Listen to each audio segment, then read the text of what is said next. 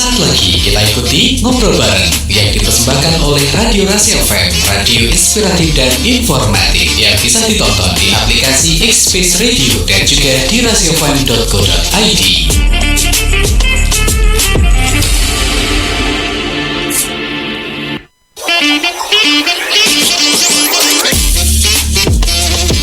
Oke, assalamualaikum warahmatullahi wabarakatuh. Rasi Media Inspiratif dan Informatif, sobat Rasi Media, jumpa lagi bareng Fatur nih. Tentunya kali ini di ngobrol bareng ya.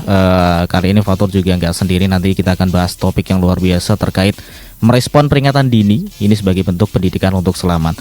Dan sudah hadir juga di studio Rasi Pemagetan ada Mas Heri Cahyono. Halo, assalamualaikum Mas. Selamat siang. Waalaikumsalam. Oke, selamat siang. Gimana kabarnya Mas Heri? Alhamdulillah sehat. Sehat ya? Alhamdulillah. Ini sebenarnya seharusnya berdua ya. Ya. Sama Mas Khairul Huda. Namun ya ada halangan ya. Oke, siap. Mas mungkin bisa lebih dekat ini. Ya, mic-nya ini. Oke, siap. Nanti kita selama kurang lebih 1 jam ke depan ya Mas ya, bakal bahas topik terkait merespon peringatan dini. Ini sebagai bentuk pendidikan utama untuk selamat gitu Mas ya. Siap, Nce. Mungkin Mas Heri Cahyono ini bisa dikenalkan dulu untuk sahabat Rasi semua biar tahu ini Mas Heri ini siapa gitu. Monggo Mas. Oke. Saya Heri Cahyono dari TRC BPBD Kabupaten Magetan, sekaligus ikut teman-teman pengurus Forum Pengurangan Risiko Bencana Kabupaten Magetan. Oke, Nce. Jadi mungkin Mas bisa dikasih tahu dulu dong FPRB atau forum apa tadi? Forum pengurangan risiko bencana ya. Ini lebih kepada apa ya Mas untuk kinerjanya atau kerjanya di pekerjaannya gitu Mas? Untuk Forum Pengurangan Risiko sendiri kinerjanya di kesiapsiagaannya. Oh, kesiapsiagaannya. Jadi ada beberapa teman-teman dosen itu bisa memberikan pelatihan ataupun apa ya, lebih ke sosialisasi gitu ya. Oh, betul. Jadi memang untuk ya mensosialisasikan bahwa ya peringatan bencana seperti ini gitu. Iya. Berarti untuk anggotanya pun juga dari dosen, dari kalangan pendidikan juga Mas ya? Iya. Beberapa dari teman-teman dosen, terus ada juga dari perangkat desa. Ada, terus termasuk juga masyarakat dan teman-teman pengusaha. Oke. Jadi dari berbagai kalangan nampaknya Mas. Oke. Untuk Mas Heri, mungkin kita kembali ke topik ya, membahas terkait merespon peringatan dini. Kalau dilihat di Magetan sendiri Mas, Kabupaten Magetan ini kan bisa tergolong apa ya, dataran tinggi gitu Mas ya? Iya. Dataran tinggi. Tapi dengar dari beberapa informasi pun masih ada potensi banjir yang mungkin saja bisa terjadi Mas ya? Iya. Untuk potensi banjir itu bisa dibagi 3 Mas. Banjir bandang. Itu benar-benar di dataran tinggi. Yang daya rusaknya lumayan besar, lumayan parah. Terus ada banjir luapan. Sampai yang di Magetan yang sering terjadi itu banjir genang. Banjir genang. Iya, betul. Berarti memang untuk rata-rata di Magetan banjir genangan gitu ya Mas ya? Iya. Kalau mungkin banjir genangan sendiri di Magetan rata-rata di mana Mas ya untuk lokasi? Banjir genang itu di wilayah bawah, termasuk Kartoharjo itu yang sering terjadi. Satu kecamatan ada 7 kalau enggak salah, 7 desa. 7 desa ya. Genangan gitu. Genangan. Rata-rata berapa senti Mas kalau banjir genangan ya Mas? Kalau rata-rata bisa nyampe paling tinggi gitu. Kalau di pemukiman bisa nyampe 1 meter. Wah, tinggi gitu ya. Ya, karena kebetulan kalau di daerah Kartoharjo itu pemukimannya juga sudah ditinggikan. Jadi agak lumayan nggak nyampe masuk rumah, cuman ada beberapa tahun kemarin yang sampai rumah, sampai rumah. Luar biasa memang. Itu biasanya kalau banjir genangan sendiri dari apa itu Mas? Kalau di Kartoharjo itu karena ada sungai yang mengarah ke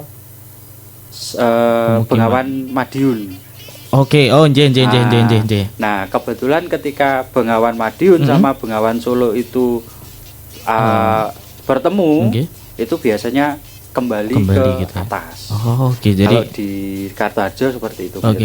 ketika pasang mungkin ya airnya ya. Iya. Oke. Oh, nggih. Jadi memang karena daya tampungnya juga mungkin kurang gitu ya. Akhirnya kembali lagi gitu ya malahan. Oke. Nah, Mas kalau tadi jenengan sampaikan juga ada banjir bandang juga. Iya. Ini di Magetan juga ada. Di Magetan pernah terjadi itu 2 lokasi. Nggih. Satu di Bedagung, Panean. Oke, nggih. Yang satu di Ngancar Pelausan. Ngancar Pelausan. Itu daya rusaknya cukup parah ya Mas ya? Cukup parah karena kemarin yang di Ngancar itu sampai membawa 4 kalau nggak salah itu mesin molen itu Mas. Wah, itu berat gitu. Okay. Itu sampai sekitar 3 atau 4 kilo. Waduh, oke. Jaraknya. Jaraknya. Oh. Jarak dari titik penyimpanan sampai lokasi terakhir gitu ya, berhentinya itu ya. Wah, luar biasa, berarti luar biasa, sangat amat sebenarnya kalau berbahaya ya memang benar ya. Kalau daya rusaknya lebih bahaya banjir bandang ya. Tapi mungkin kalau banjir bandang lebih singkat gitu ya Mas. Iya. Lebih singkat gitu ya. Lebih cepat surut atau berhentinya gitu ya. Oke.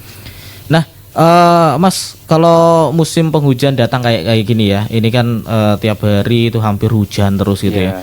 Kadang pagi aja udah hujan gitu. Kadang kan juga banyak warga itu was-was Mas karena banjir gitu ya. Nah, sebenarnya kenapa sih alasan utama banjir di Magetan ini sering terjadi selain mungkin dari luapan-luapan sungai tadi Mas? Apakah ada efek dari manusia sendiri? Kalau dari manusia pastinya ada Mas. Masih ada ya? Kayak penebangan di pinggiran kali. Yang hasil tebangannya nggak dibersihkan total. Mungkin terus pengikisan di bantaran kali yang sampai mengakibatkan pohon-pohon yang terutama pohon bambu. Itu biasanya satu rumpun bambu bisa ikut semua. Terseret ya. Iya. Oh, itu ya salah satu efeknya, akhirnya tersumbat gitu ya. Yang membuat tersumbat gitu. Jadi ya itu rata-rata mungkin ya yang membuat banjir di Magetan itu terjadi, sahabat Terasi. Kalau mungkin tanda awal Mas dari banjir sendiri, mungkin bisa kita lihat sendiri di sekitar rumah itu apa aja sih Mas tanda-tandanya gitu Mas? Kalau tanda-tandanya bisa juga karena curah hujan yang tinggi. Biasanya kalau satu hari sampai 3 hari bisa hujan terus, itu biasanya bisa banjir ya. Tapi memang untuk lokasinya enggak semua lokasi, hanya lokasi tertentu gitu ya. Yang memang jadi langganan gitu ya. Oke. Jadi mungkin memang untuk sahabat Terasi yang daerahnya itu langganan banjir ya, ketika hujan harus antisipasi dulu ya. Nah, ini kan kita bahas tentang tema merespon peringatan dini ya Mas ya. Mungkin bisa disampaikan Mas, bagaimana sih level dari peringatan yang perlu diketahui masyarakat itu Mas? Baik, untuk level peringatan dini itu ada 4. Di normal itu siaga, hujan deras namun belum ada tanda-tanda luapan. 3 hari tapi di wilayah aja. Tapi kalau sudah menyeluruh, mungkin nanti bisa berkembang di level waspada atau siaga 3. Itu genangan air di wilayah mulai naik di kisaran 50 cm sampai 60 cm. Udah lumayan tinggi itu ya Mas. Iya. Ya itu harus siaga ya. Terus di level selanjutnya kritis atau siaga 2 itu genangan air mulai meluas di bagian titik-titik mendekati batas di kisaran 80 cm. 80 cm hampir 1 meter. Hampir 1 meter. Itu kalau di wilayah timur sering. Sering. Wilayah timur itu berarti area Kartoharjo, Lembean gitu. Kawedanan gitu. Kawedanan mungkin bisa ya? Nyampe. Nguntoro Nadi. Ya. Yang berbatasan dengan Bengawan. Ya, betul. Terus di level terakhir di awas atau siaga 1 itu bila 6 jam genangan air tidak mau surut. Berarti memang saya kira itu siaga 1 itu paling bawah, ternyata malah paling tinggi ya Mas ya. Oke. Jadi ada 4 peringatan tadi Mas. Peringatan. Ya, peringatan 4, siaga 4, siaga 3, siaga 2 dan juga siaga 1 gitu ya. Oke. Jadi memang perlu diketahui juga. Mas, mungkin nanti kita bahas di segmen selanjutnya ya Mas ya. Fatur pengen tanya mungkin terkait daerah-daerah yang rawan banjir itu apakah ada alat pendeteksinya gitu? Iya. Oke, siap. Nanti kita bahas lain satu ini ya. Sahabat Narasi juga jangan kemana-mana ya. Stay tune bareng Fatur juga bareng Mas Heri ya. Yang pengen tanya-tanya nanti juga bisa langsung menghubungi Fatur juga Mas Heri via WhatsApp di 0811 3020 906.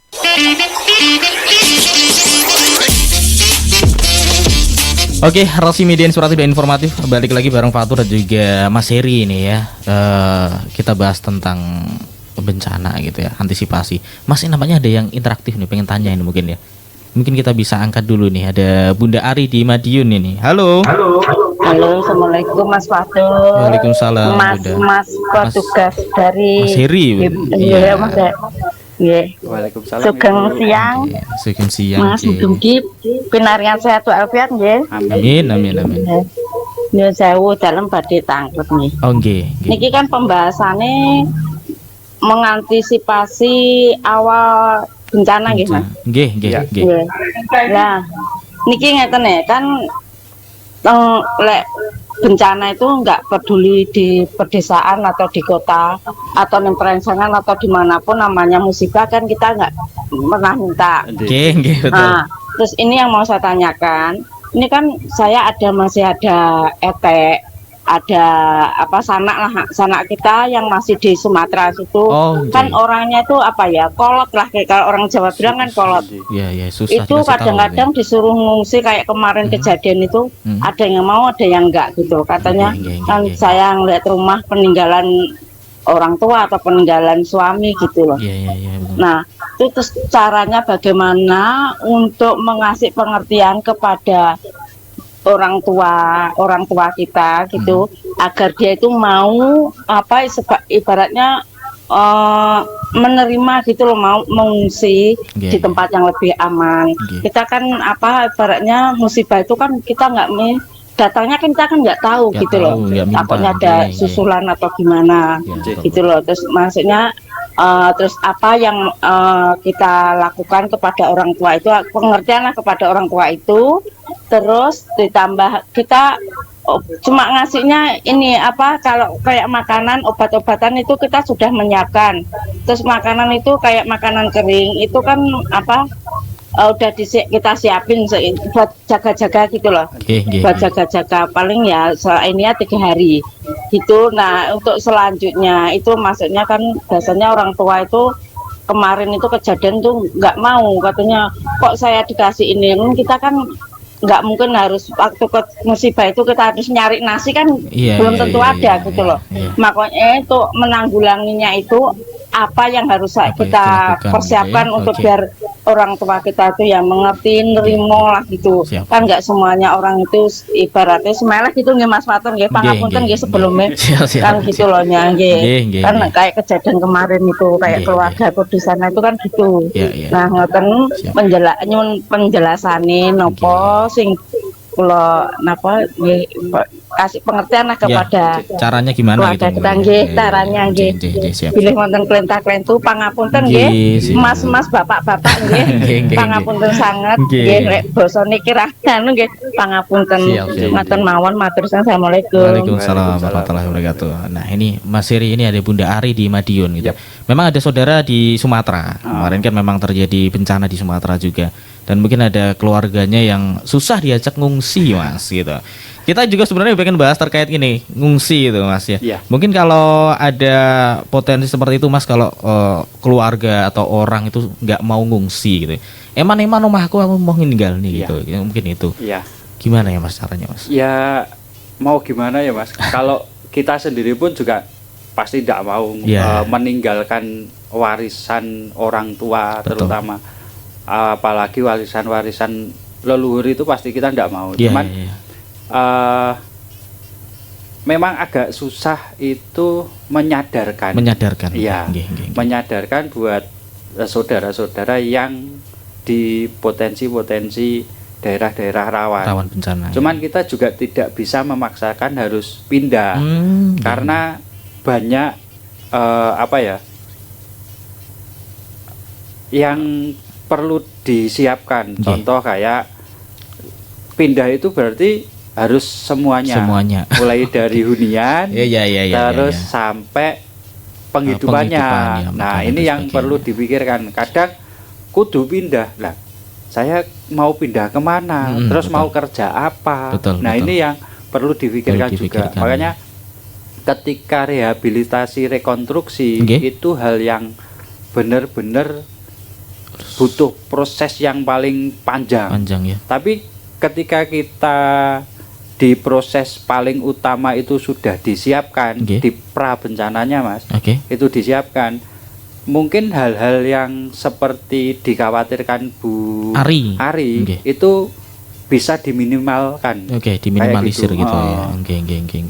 Jadi lebih ke memang ya butuh proses, memang nggak mudah gitu ya. Apalagi kalau ya ngapunten orang tua atau yang mungkin sampun sepuh yang sudah lama tinggal di rumah itu ya. Kenangannya banyak gitu ya. Memang ya pelan-pelan dikasih tahu pelan-pelan gitu ya, diingatkan gitu ya. Memang peran dari keluarga sebenarnya sih. Terus yang terutama itu loh, Mas, persiapannya itu. Jadi ketika kita ngomong tahun ini tidak ada bencana gitu. Tahun berikutnya tidak ada bencana. Nah, kapan terjadinya bencana kan tidak ada yang tahu. Betul. Makanya itu kita persiapkan latihan, terus pengetahuan, wawasan, itu juga hal-hal paling utama ya, Mas ya. Kayak gitu. Jadi memang kalau kita lihat kan pasti ada potensi-potensi gitu ya, Mas ya, yang mungkin saja bisa terjadi, atau mungkin memang tadi kita bahas dulu mungkin terkait EWS ya, Mas ya, atau Early Warning System gitu ya.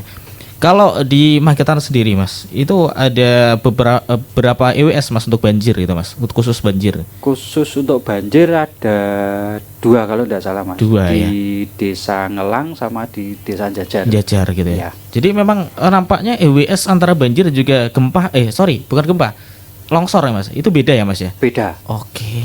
Tapi bisa dikombin ketika di dataran tinggi. Longsor sama banjir bandang. Nah, mungkin itu nanti ya semoga kedepannya BPBD Magetan adalah beberapa EWS yang bisa komben. Amin. Ini proses itu. Nunggu anggaran ya. Oke. Nah, tadi kalau kita lihat mungkin atau dengar EWS itu bunyi gitu, Mas. Itu kan tadi ada siaga 4, siaga 3, siaga 21 gitu. Apakah memang ada perbedaan, Mas, antara 4, 3, 21 itu untuk bunyinya? Untuk tanda peringatannya ada mulai dari lampu sama suara. Sirinenya. Sirine biasanya siaga 4 itu di berapa menit. Berapa kali bunyi, panjangnya seperti apa, terus per berapa detik, kayak gitu. Tapi suaranya sama ya, cuma memang kayak ya bunyinya berapa kali atau jaraknya antara bunyi ini. Pertahapannya nanti beda, kayak bunyi tut. Kayak gitu. Terus yang paling di stek terakhir itu di cepat tut kayak gitu. Paling berarti siaga 1 tadi, Mas. Iya. Nah, ini kan tadi dikatakan memang ada di Ngancar sama Jajar, Mas. Iya. Untuk 2 itu, apakah warga di sana sudah disosialisasikan terkait bunyi-bunyi terkait EWS ini sendiri, Mas, agar ketika bunyi pun mereka sudah tahu gitu, Mas? Sudah, Mas. Sudah. Untuk beberapa uji coba pelatihan itu ada semua. Sama pengecekan atau perawatan. Jadi memang sudah dipersiapkan ya, Mas ya. Iya. Sedemikian rupa gitu ya. Bukan hanya masang aja tapi ya dikasih tahu gitu. Loh, masang tok wargane gak eroh iki punya apa gitu. Nanti dikiranya odong-odong lewat kan ya susah, Mas. Susah ya, betul. Jadi memang ya dipasang sekaligus memang disosialisasikan, dikasih tahu. Sosialisasi sama tim pelaksananya gitu. Jadi yang ngerawat siapa, terus koordinator ketika alat ini tidak bisa maksimal, itu ada semua. Itu dari warganya situ atau? Dari warganya. Oke. Jadi memang kerjasama juga sama warganya gitu, Mas ya. Karena di bencana itu yang paling utama adalah masyarakat. Betul. Ya kalau semuanya sama BPBD, sama tim SAR sama ya nggak bisa gitu. Kerjasama sama warga itu yang utama tentu ya. Yang utama itu. Oke. Nah, Mas, ini Fatur pengen tanya ini terkait mungkin masyarakat tadi ya diperintahkan ketika untuk evakuasi mandiri atau mengungsi gitu ya. Apabila memang statusnya sudah waspada gitu. Nah, ini apa ya Mas ya mungkin bisa dilakukan oleh masyarakat itu langkah-langkah awal itu gimana Mas? Untuk langkah-langkahnya masyarakat bisa mematikan jaringan listrik terutama Mas, karena itu penting ya Mas. Iya, karena ada beberapa rumah yang membuat jaringan listrik itu di bagian bawah. Colokan gitu ya. Itu kan ada yang di bawah, ada yang di atas di kisaran 1 meter sampai 1,5 meter. Ada juga yang di kisaran 50 cm. Nah, mungkin itu yang bisa menyebabkan konsleting. Nah, makanya dimatikan dulu. Oke. Terus habis itu melakukan evakuasi mandiri dengan membawa tas siaga atau barang-barang yang penting gitu ya. Contoh kayak identitas, terus pakaian, senter, obat-obatan pribadi terutama HP, alat-alat informasi kayak gitu. Berarti kalau untuk kayak tadi makanan-makanan kering tadi ya. Nah, memang kalau kita ngomong masalah makanan itu banyak Mas. Iya sih.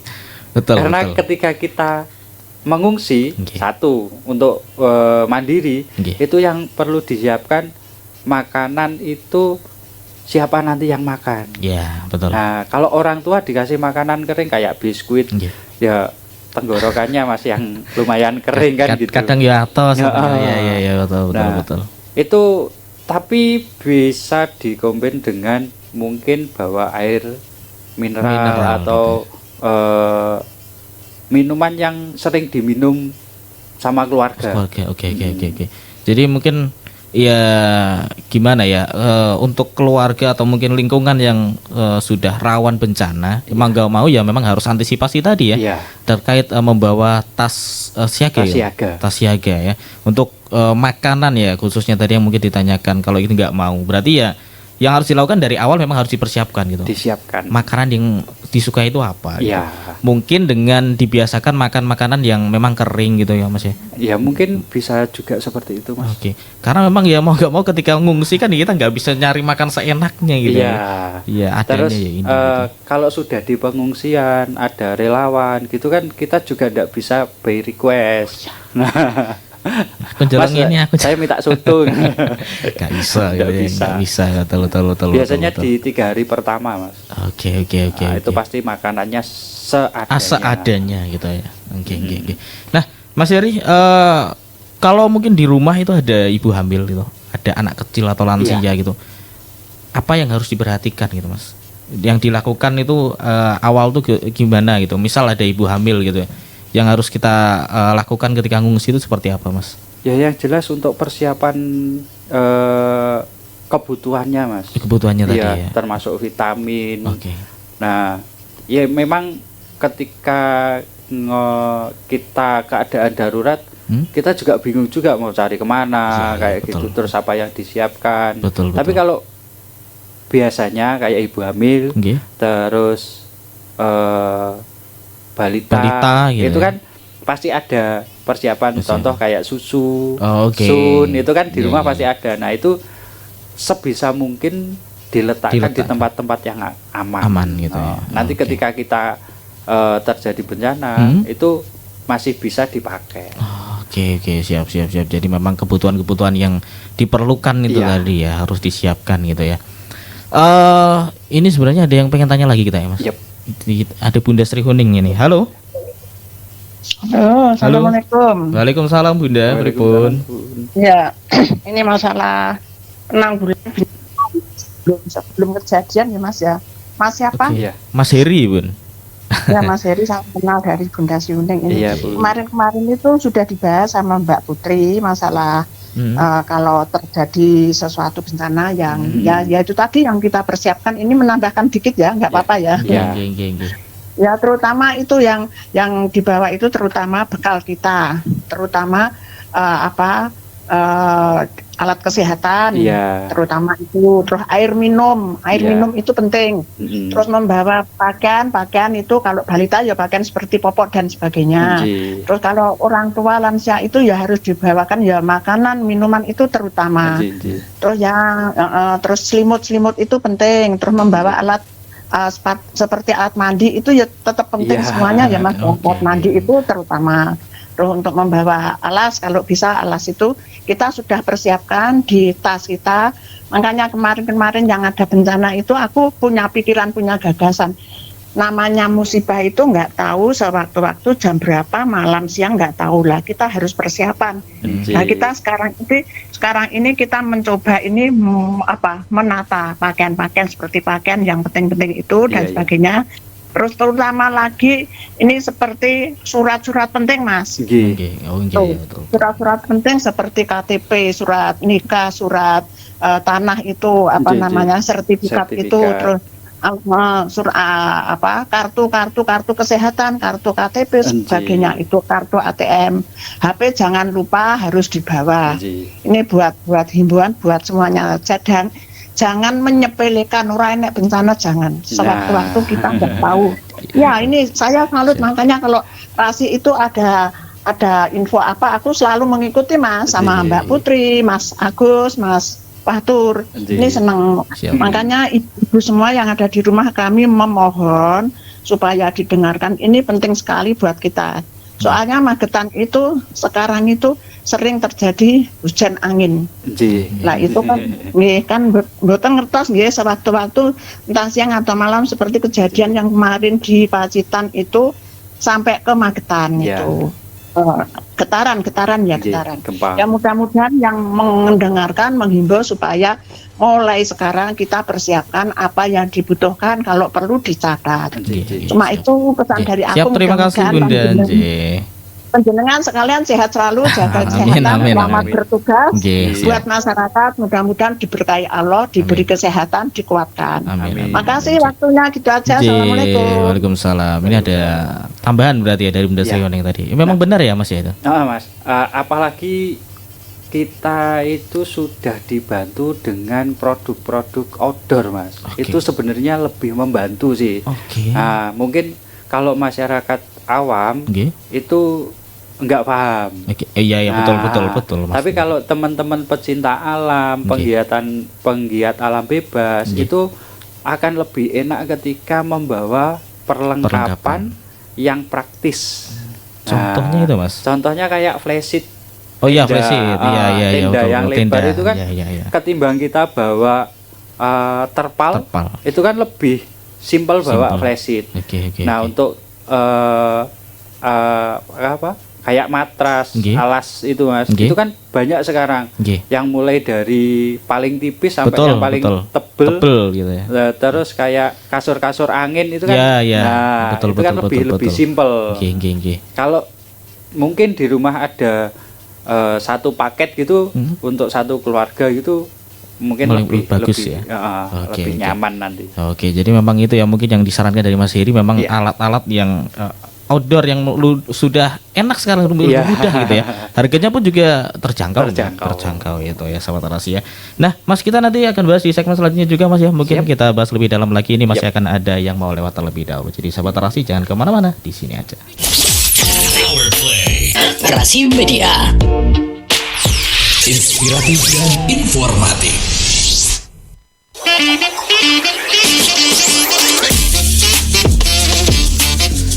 Oke, Rasi Media inspiratif dan informatif masih bareng Fatul juga Mas Heri ini. Mas Heri, nampaknya memang perjumpaan kita juga sudah tipis ini ya. Cepet banget 1 jam ini ya. Gak kerasa soalnya. Ini mungkin ada pesan-pesan aja Mas untuk sahabat Rasi ini terkait bencana atau lain sebagainya, antisipasi. Monggo. Baik, untuk pesan-pesannya buat saudara-saudara kita yang terutama di Kabupaten Magetan, tetap siaga. Terus mungkin antisipasi lah ya Mas ya. Iya, daerah-daerah yang memang lebih rawan gitu Mas. Iya. Terus yang selanjutnya kita kurangi dampaknya, Mas. Oke. Iya betul. Terus jangan jenuh untuk belajar. Apalagi teman-teman yang di usia pelajar gitu ya. Terus usia sekolah itu jangan berhenti untuk belajar gitu ya. Karena bencana itu tidak bisa kita prediksi datangnya kapan. Betul. Apalagi musibah kan gitu. Untuk kita sendiri, saya sendiri ketika mau berangkat kerja pun juga sama. Ya berkecimpung di dunia kebencanaan itu memang harus banyak-banyak belajar. Ya betul. Ya belajar nggak ada telatnya. Nggak ada habisnya. Dan dimanapun juga bisa, gitu ya, kapanpun itu. Karena pengalaman itu juga sebagai guru yang paling utama. Siap. Terima kasih untuk Mas Heri ya untuk bincang-bincangnya. Mungkin kita nanti bisa bincang-bincang di lain waktu ya Mas ya. Siap. Kita bahas lebih dalam lagi terkait mungkin kesiapsiagaan terkait bencana-bencana di Magetan. Oke. Selamat terima kasih. Tentunya namanya sudah usai ya ngobrol bareng FPRB Magetan ya. Jadi juga tadi terima kasih untuk Mas Heri Cahyo ya selaku pengurus FPRB sekaligus tim TRC BPBD Magetan. Kita mungkin bisa jumpa lagi di lain waktu. Kita pamit dulu. Assalamualaikum warahmatullahi wabarakatuh. Waalaikumsalam. Baru saja Anda ikuti ngobrol bareng yang dipersembahkan oleh Radio Rasi FM, radio inspiratif dan informatif.